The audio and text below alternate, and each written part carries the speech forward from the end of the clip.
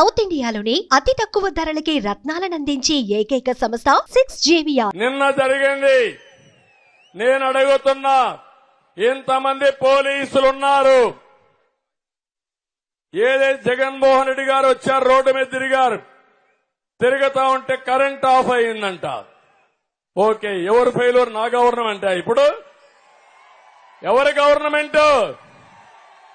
ఎవరిది బాధ్యత? ఎవరిది బాధ్యత?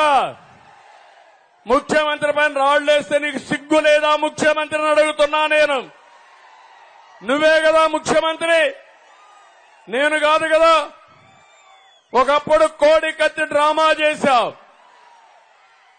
గొడ్డల వేడితో బాబాయిని చంపి ఆ నేరాన్ని నా మీద మోపేదానికి ప్రయత్నం చేశావు. ఇప్పుడు నీ చెల్లెలు అడుగుతా ఉంది రోడ్డెక్కి, జగన్మోహన్ రెడ్డి సమాధానం చెప్పు. బాబాయిని చంపిన వాడికి ఎంపీ ఇచ్చావు, నిన్ను నీ పార్టీకి ఓటేయడానికి లేదు. వైఎస్ఆర్ కాంగ్రెస్ పార్టీ పూర్తిగా రక్తపు మరకలో కూరకపోయిందని నీ చెల్లెలు అడిగితే సమాధానం చెప్పలేని అసమర్థుడు నాకు నేరాలు అడ్డగడతావా నువ్వు? నేను నేరాలు చెయ్యను. నేరాలు చేసేవాడిని తుంగలోనే దొక్కేస్తాను. ఎవరిని వదిలిపెట్టను. ఇన్ని రోజులు నా పైన దాడులు చేశారు, పవన్ కళ్యాణ్ పైన దాడులు చేశారు.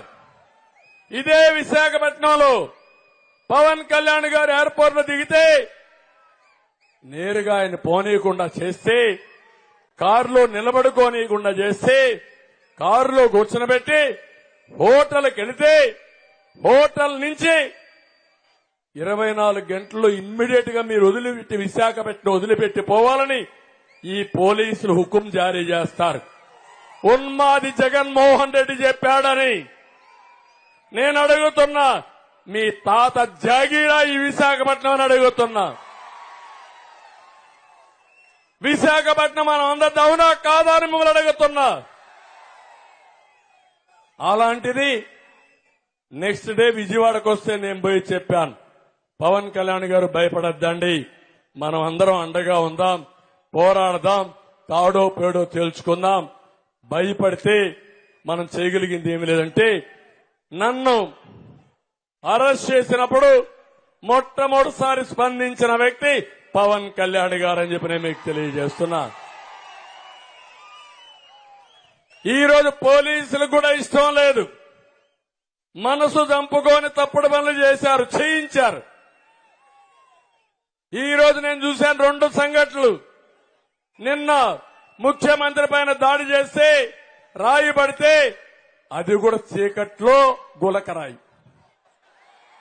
అర్థమైన తమ్ముడు, చీకట్లో గులకరాయి. ఇప్పుడు పడింది ఎలుగులో రాయి.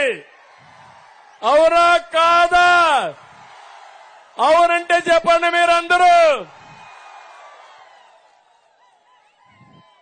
అంటే కరెంటు ముఖ్యమంత్రి పోతా ఉంటే కరెంటు ఉండదా? ఏంటి డ్రామా? ఎవడికి నేర్పిస్తావు డ్రామా?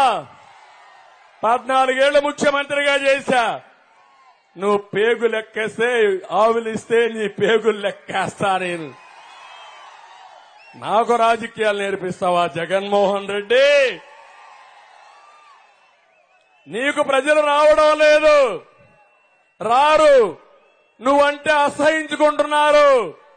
ఎప్పుడెప్పుడు నిన్ను వదిలించుకోవాలని బాధితులంతా ఒకటి అయిపోయారు. అందరం బాధితులమే. ఈ రాష్ట్రంలో నేను కూడా బాధితుడినే, అవునా కాదా తమ్ముళ్ళు అని అడుగుతున్నా. మా తమ్ముళ్ళు బాధితులే. ఇక్కడ ఎమ్మెల్యే శ్రీనివాసరావు బాధితుడే, శ్రీనివాస్ బాధితుడే, భరత్ కూడా బాధితుడే, మీరు బాధితులే. సుమన్ టీవీలో మీ పర్సనల్ అండ్ బిజినెస్ ప్రమోషన్స్ కోసం కింది నెంబర్కి కాంటాక్ట్ చేయండి.